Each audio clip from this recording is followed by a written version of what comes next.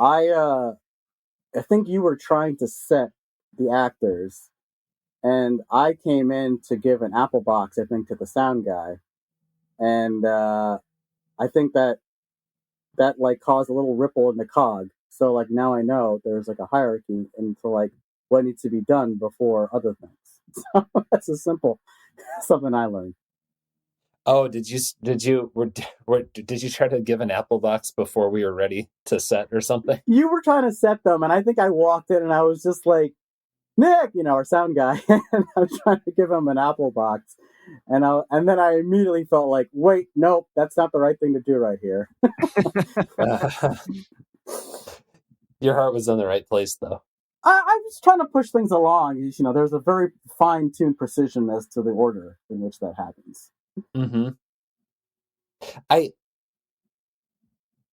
I think my answer for this is this being the first movie with any like real budget that I've gotten to direct.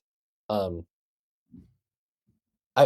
was like the whole time before the movie, I was watching other movies. I was like, let's watch a movie from all my favorite filmmakers and let's look at how they shoot it and what they do. And that was really helpful, but it was also overwhelming because every time you think you've like got a rule in your brain because No Country for Old Men did it, then you watch like a Jim Jarmusch movie and it doesn't do any of the same things. And you're like, well, crap, Right. how am I supposed to tell a story?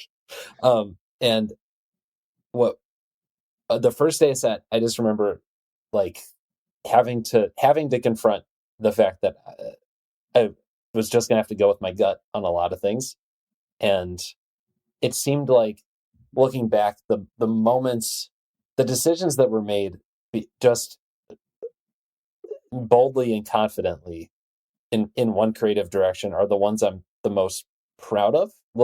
Looking at the movie now, and Yeah. and I feel like that's something I would like to. Watching those, doing my research and doing the homework was just a way to populate the brain with ideas, but then ultimately it was about knowing the movie I was trying to make and just leaning into it. Yeah, so I think that's something going forward. I would like to feel. I would like to lean into that even more. Find ways to really lean into that. Yeah. Do you feel like there's I guess maybe is that over preparation? You were talking about watching all the different films and stuff, and maybe you get a little bit into your head a little bit too much.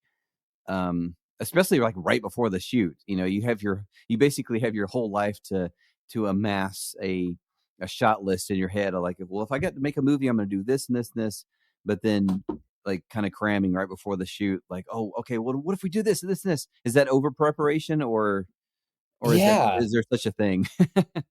I think it might have been.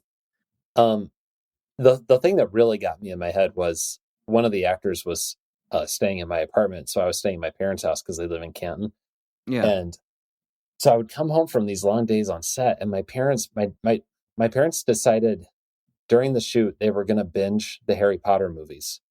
So every time I came home, I'm from making this like independent kind of art house thriller. The minute we came home, I was watching just like pure popcorn entertainment, and I was like, oh my god, no one's gonna watch this because the thing that was in my brain was, or the thing I was seeing was so different than the thing I was making.